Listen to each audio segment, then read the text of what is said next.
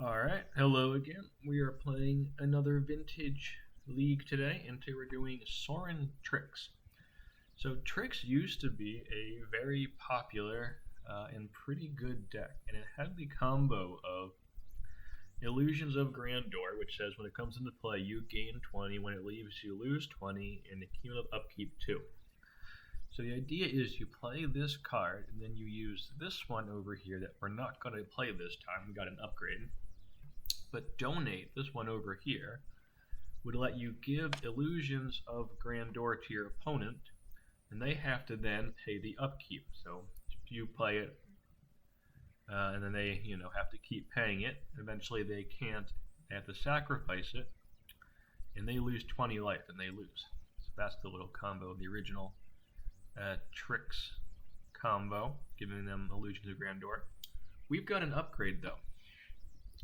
We've got Sorin House of Markov. So this is a little better because Sorin's actually pretty good on its own with cards like Baragoi, we'll get into in a second. And even just by itself it only costs 2 and you can play it proactively. But the big combo here is you have Sorin in play. Then you can just play it early, play turn 1 off a Mox if you want. Then you place Illusions of Grandeur afterwards. You go to your second main. Because you gain 3 or more life, Sorin flips. Then Sorin's -1 says it deals damage equal to the amount of life you gain this turn to any target.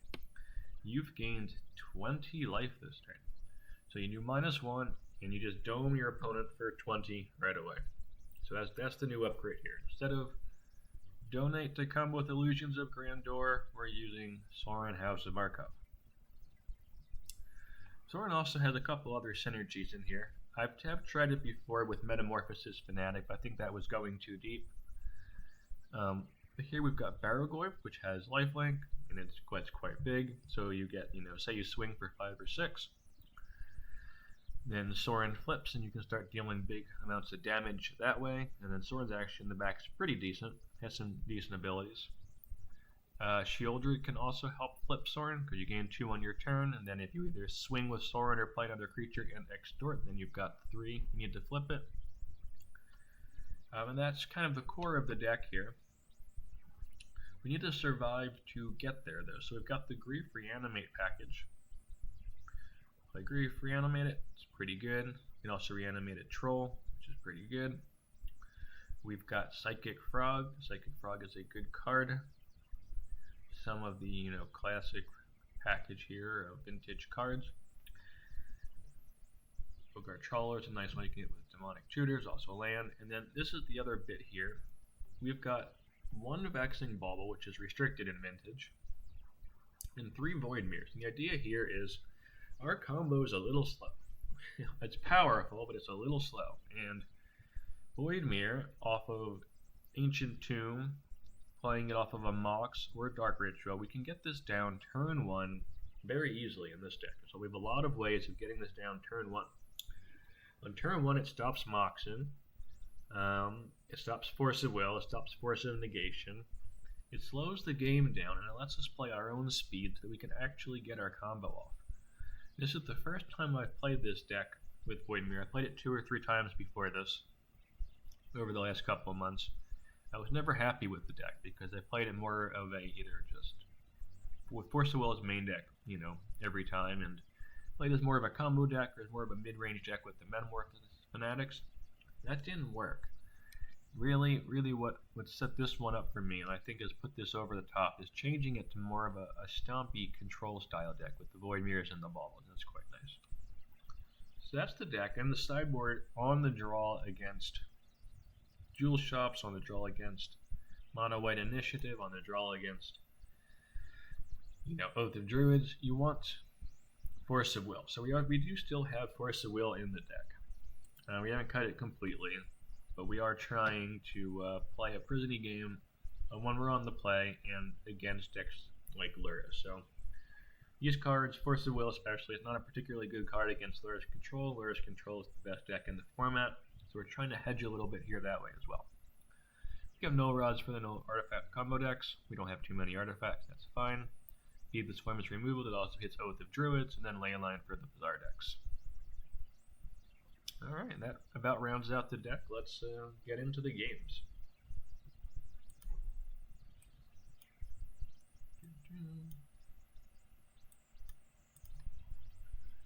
Alright, round one here.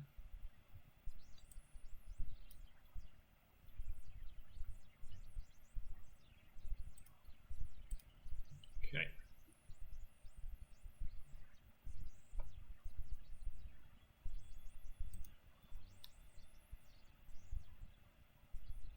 Alright, so we're against Luris. Let's see if it's Luris Control or Luris PO combo. Got a pretty strong start here. As long as it's not the combo version, they go off turn 1, we're okay there. Because we can actually hardcast this troll as well as playing the Children next turn. If it is the combo version, if we get to turn 2, then we can play Children. So they got the turn 1 Luris, bringing back the Lotus with the Saga, and that is a very strong start from them, but turn 2 Children is nothing to sneeze at either. And then we have a turn 3 Troll coming. They're just going to make their dude now. Regain some life. You're a little late, Void Mirror. That would have been useful on turn 1. We get our troll down.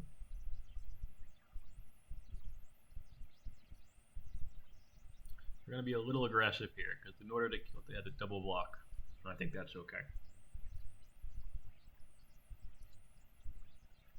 And ours has Death Touch, so we would take out both of them.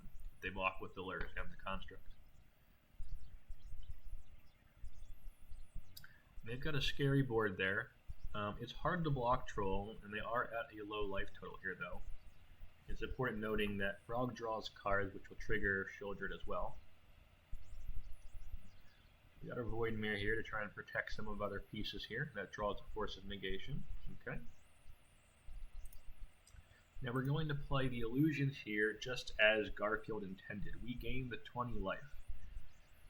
And we have this clock sitting on the board with the Children, so we don't have to be too scary here.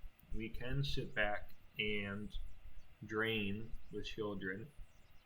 They need 3 blockers for the troll, so they have to sit back themselves. And we can pay for this illusions here.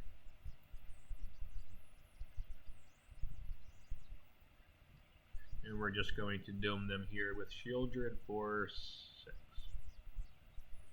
In retrospect, that was probably not the ideal line, because I realized afterwards they could just draw swords, and one of the first, if they draw swords, with the first one, they could stabilize, but yeah, anyway, that worked out. It was pretty cool being able to play Illusions of Grandeur, just normal. That was fun. Get a win that way.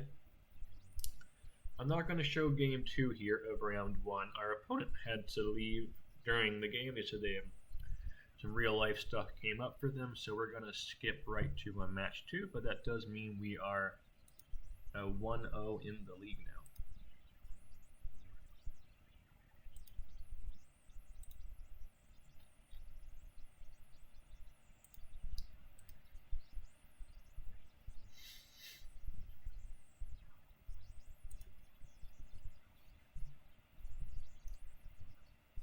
Alright, we're on the play here, and we've got a turn 1 Frog.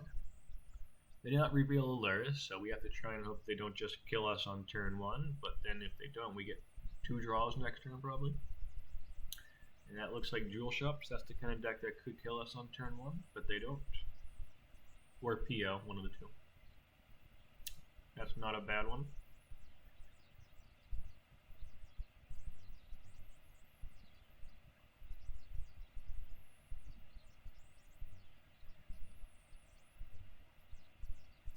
I think there's definitely a case to main phase the opposition agent. I think I decided to hold it and try and cheese a little bit. Maybe try and snip a fetch land or something. Now we're going to play it. We don't want them to block with the thing, so they are going to make the thing now, but we can fly it.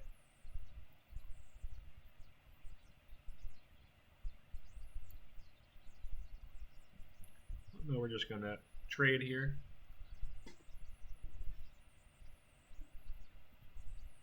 There's definitely a case to fly it, but you get the second one as well afterward. They get their artifact. It could definitely get out of control there size-wise, so I think that was my reasoning for going for the trade. Now, at least on the ground, we're doing pretty well. So we're going to keep letting this go because we do end up winning this game. Now, they've got ring protection this turn, and we win. They get ring protection on this turn again, and we end up winning this game. If you can figure out how we won this game, let me know in the comments below, or if you didn't figure out what your guess was. It's a pretty fun one. So yeah, they play the they're chaining their what's it called again? Chaining their jewels there, and they play another rings. They've got ring protection. They're drawing a bunch of cards. They're going through their deck. How do we win this game? They discard. They don't get the infinite combo. I stopped paying attention, so want to make sure they got ring protection, and then wanted to also take their jewels. So they've got jewels. They still have ring protection, though. Our attack didn't do any damage. But now we're going to start extorting with Sorin. Extortion gets through the ring protection, so as long as we can play 7 spells in extort here, which we have the mana for because of the jewels from our opponent, we can win this game.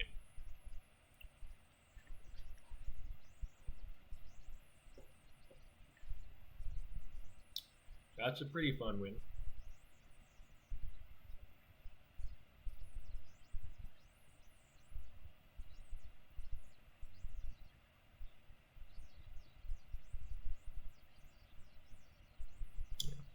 That was a fun one. We got a little lucky there. Obviously, their opponent drew a bunch of cards. They didn't find their Vault Key combo. But they can't search for it because of Opposition Agent. You have to just find it, so... yeah, that was a fun one. Quite pleased with that. And yeah, we'll go to game 2.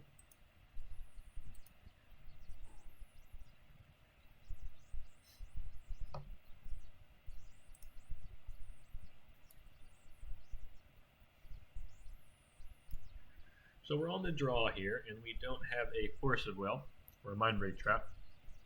But we've got turn 1 Children. Turn 1 Children can be quite good here. Obviously, drawing the Grief is nice. Now they've got the Leyline. We pitched the Reanimate. In retrospect, if we knew that they had the Masticore there, we could have kept it and reanimated the Masticore, but that's okay. We did get a bunch of stuff down turn 1 anyway.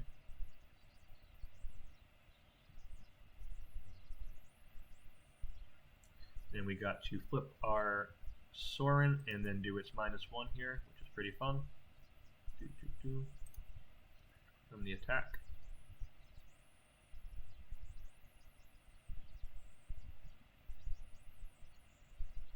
And we get there. Children, very strong card. I think there's definitely a case. I think I only had one of this build. A lot of my mono black builds, if you watched any of my other videos, like I have someone mono black, I'll usually play 2 Shieldreds in there with Dark Ritual. It's a very strong card. I think there's definitely a case for a second Children here, especially because it can help flip Sorin naturally, and then you get the -1. Then Sorin just has other nice ability in the back. Like you can make a token, and then sack the token next turn to game 3, and then -1. Maybe you extra as well with -4. And it's -6, you just steal a creature, which is also quite nice there. Alright, so we're 2-0 in the league. Let's go to match 3.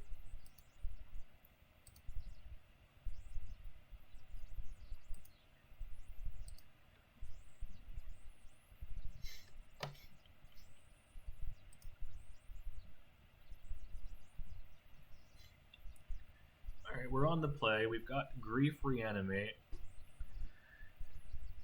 We don't have a blue mana though, so this was definitely a risky keep. We got Ancestral Recall, and I'm figuring if we can find a blue source, we're in a good place here. We disrupted them with the Grief. We don't find that. And we don't have anything to reanimate either. We don't really want to reanimate the Magus of the Moon. In retrospect, though, that would have stopped this. They could not have dungeoneered if he would have reanimated the Magus, which is pretty funny. That was a little unfortunate.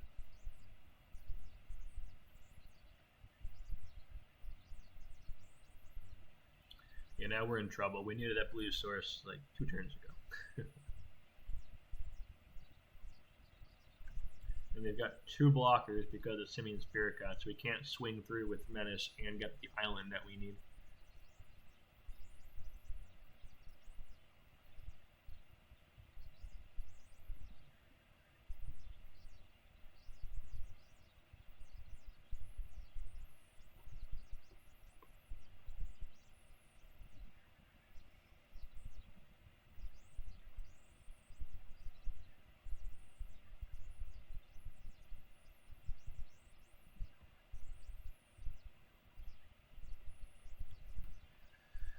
Yeah, we're definitely in trouble here.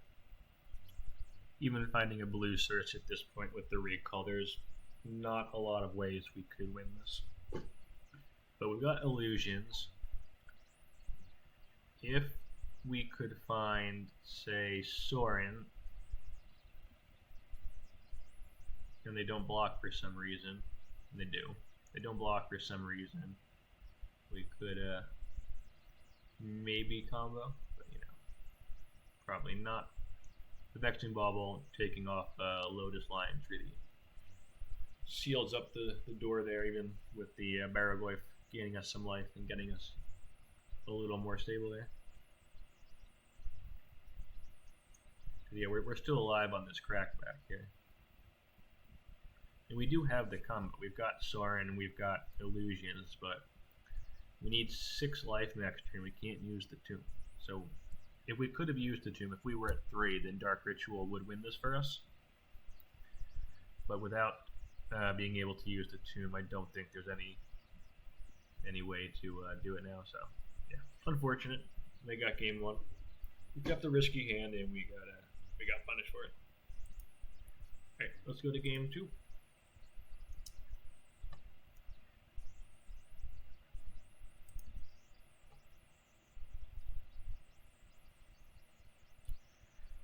Alright, we got to take a couple mulls there. And we don't have the best hand, but it is something.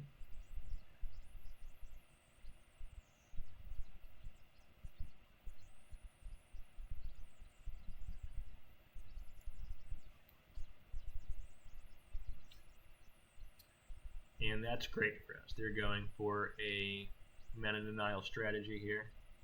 That lines up very nicely with our hand here. That's a great draw. So we can Dark Ritual, get the Troll, and we can Demonic Tutor for Null Rod, shutting off their Chrome Mox and any future mana sources they have. Now we have to just try and clog them.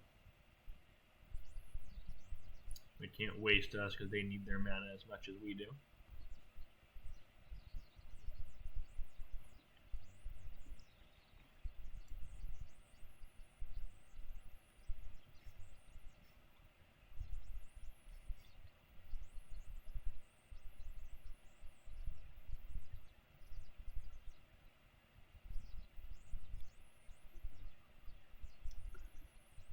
Even if they play a creature, we can swing through it and then taking grief. Yeah, they decided to pack it up there. So we got game 2. Let's go to game 3 then.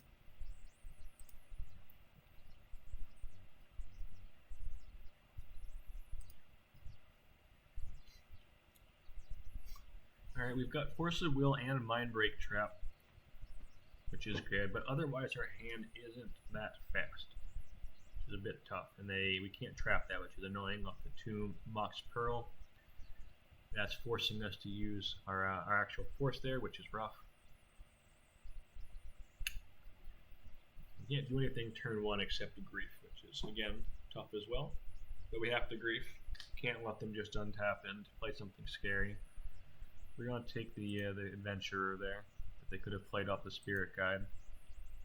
But that lets them play rest in peace, and that's quite good against us. That turns off reanimate, that hits frog jumping. It's Baraglyph. Rest in Peace is not played super often, but it is a very strong card against us. We just tutored for the recall there. And they've got a Dungeoneer, and that is tough. That is very tough. Let's see what we can do with our recall here. So any land or mana source lets us still play the swarm, so we're going to do that.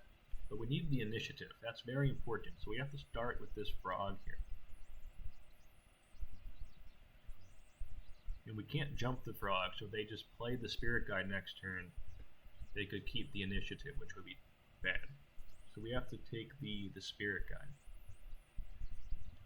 Now they're not attacking, they're just going to try and ride the initiative, which is good for us. We do have a removal spell.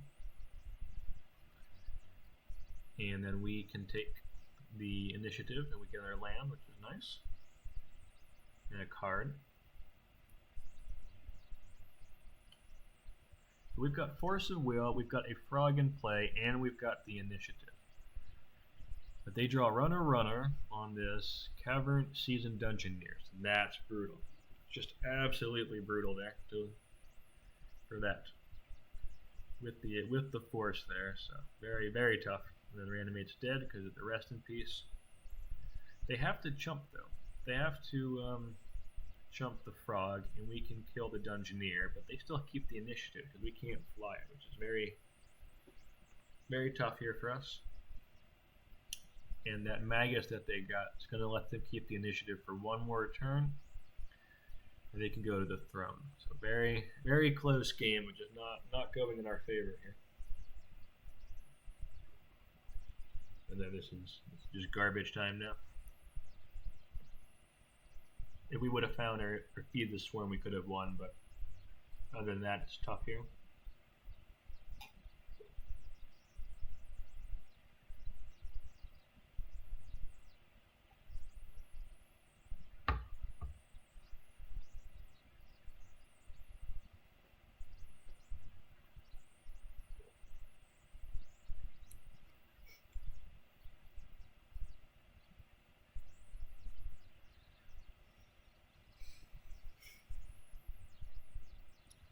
Alright, so very close game there.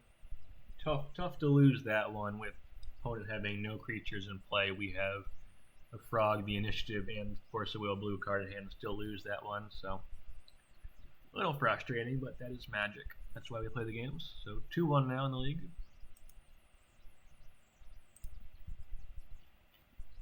Let's go to round 4.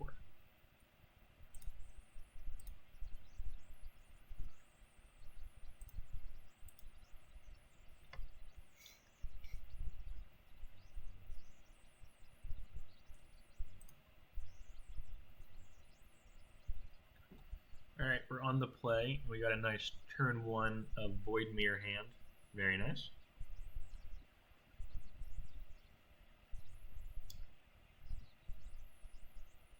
We're going to bring back our troll. They've got a Chalice on 1. That's fine. We got a Sorin.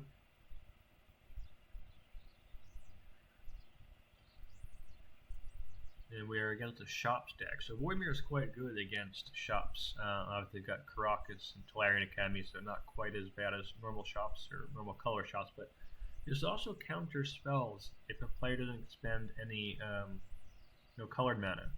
So if the opponent goes just say turn 1 workshop, Chalice, this would counter it. So this is actually quite good against the colorless shop stacks.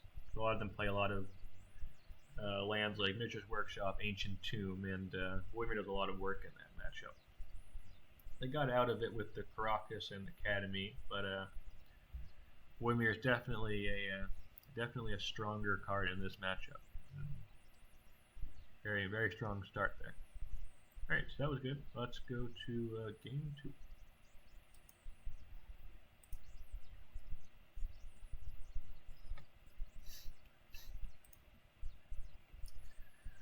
Alright, we're on the draw now against Chops. That's a tough one.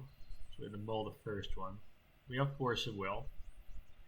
And we've got Troll Reanimate again. So we're going to try and take that cage there.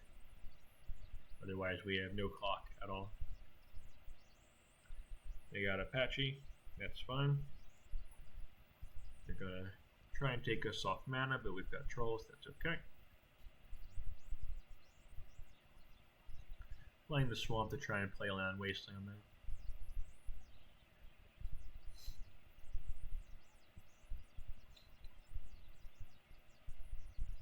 They've got a Golos. That's scary. That's very scary.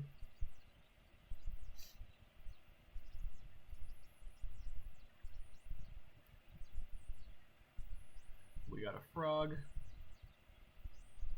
They're going to pump. They got another Patchwork, so they can block the Troll now.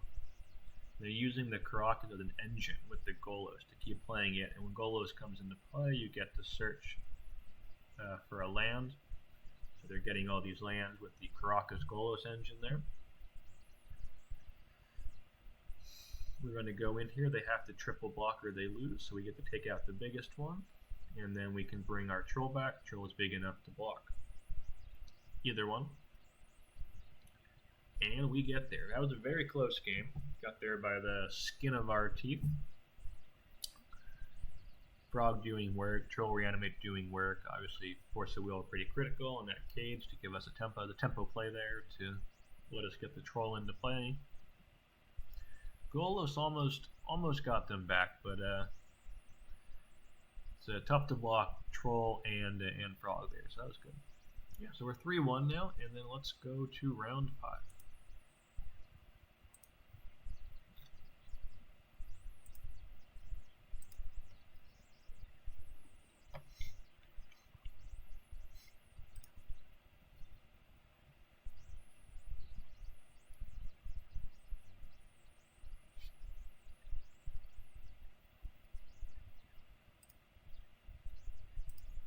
Gonna hide chat here. Chatted a little bit with our opponent there. All good stuff, but I'm not sure if they want us to see that, so I'm just gonna hide it. So we're against Luris here, and it's the combo variety of Luris. It can be quite scary. Paradoxical Outcome Luris is a very strong deck in the meta right now.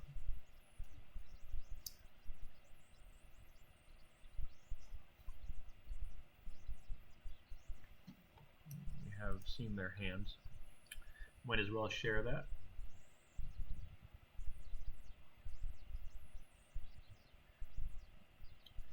Start trying to accrue advantages here with the Barrowglyph. Bring back a Troll. Let's creep them again.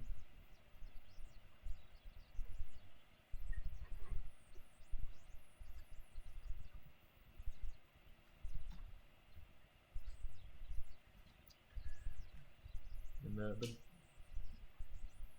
Snapcaster getting PO is a very scary proposition, so you want to get rid of that Snapcaster. That's them drawing a PO or snapping into the PO is just a great way of them getting back into this game. Otherwise, they can play it with Luris, but that's slower. We're just trying to tempo them out here with enough disruption.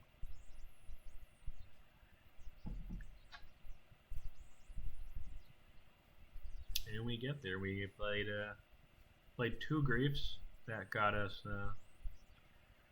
enough disruption with taking their PO, their big payoff piece here, and then the Snapcat, which could have brought it back.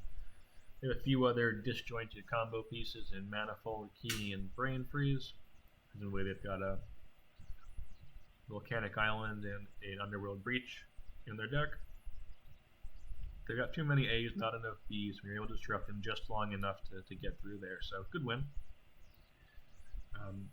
Forward in that some of these cards are pretty good clocks in addition to engines and disruption pieces. I think that really showed here. We've got the combo, and we can kind of win out of nowhere. And if Barrowglyph would have found one of our 4 Sorins, we could have done that, but even without that, we can still play a pretty good mid-range kind of game plan here. with disruptive tempo pieces. Alright, so let's go to game 2.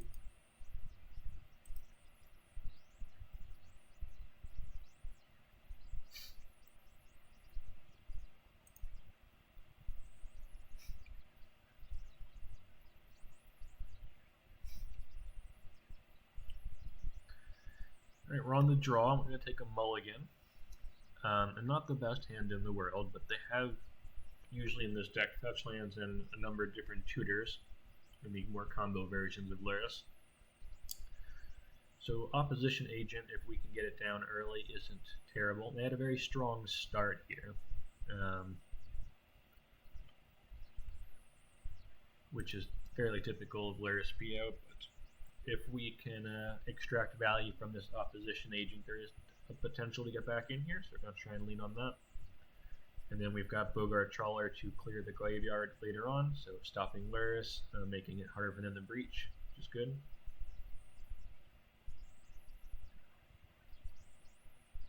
So you could main phase the Opposition Agent here, but I feel like we're behind enough that we have to cheese them a little bit here. So we're going to hold it and hope that they do something like this. Now, we got lucky here a little bit, but you got to play it to your outs, right? So we played to them searching in some fashion here. So we get to, their top goes away and we get a land. We got the Opposition Agent in play. Next turn when Saga pops, we'll get to take that.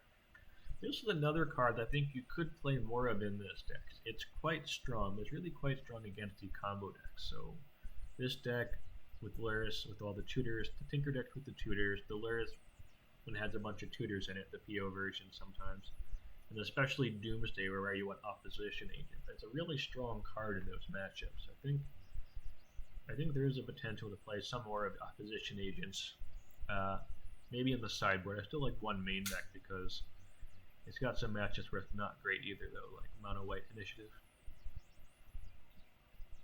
Mono White Initiative and Luris and Dredge being and Jewel being the top 4 decks, so it's not good against, not particularly good against 3 of those, so, but it's very good against some of the next couple of decks. So they've got some big construct tokens, which is very scary, even though we've got to do some damage with Opposition Agent. We are certainly on the back foot, it feels like here. We just have to take that. We can make a construct there, though. Another construct.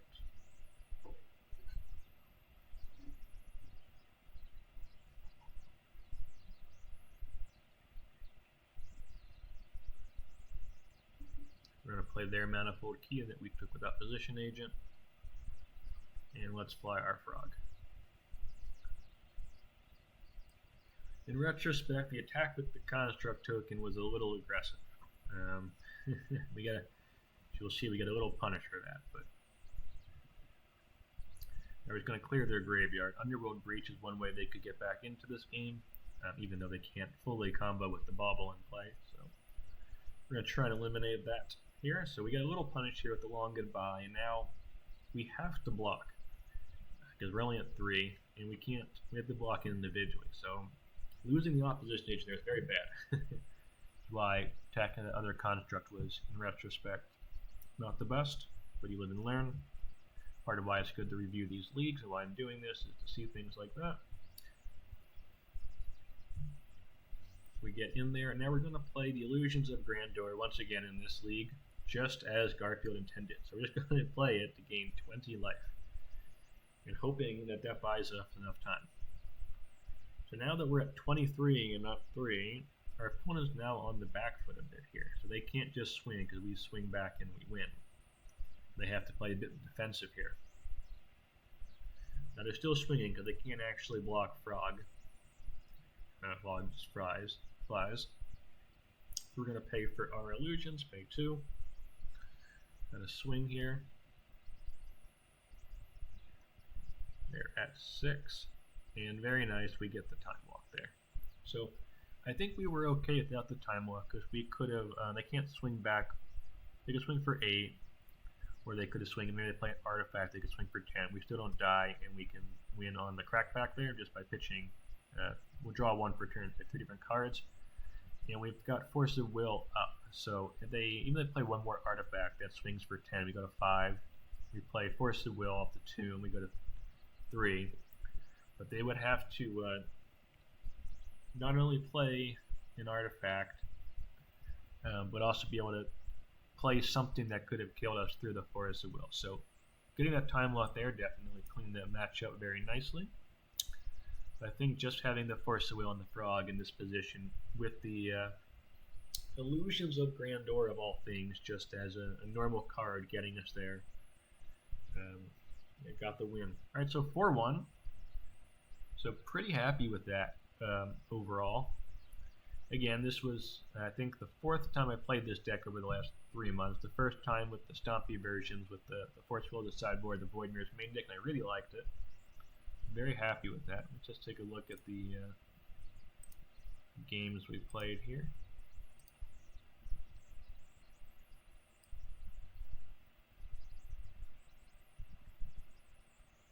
One second. Alright, so we are going to zoom in. Control plus plus. And not only was it a 4-1, it was also a 9-2 in game. So I think just a really strong showing from the deck. And that the loss against the mono white initiative there, game 1 was our fault. We kept that risky hand where we had Grief, Reanimate, Recall, the Moxen, but no blue mana. That was a little greedy in retrospect. I think that's the hand where you don't need much in order to really turn things around, so it's tough to mulligan that.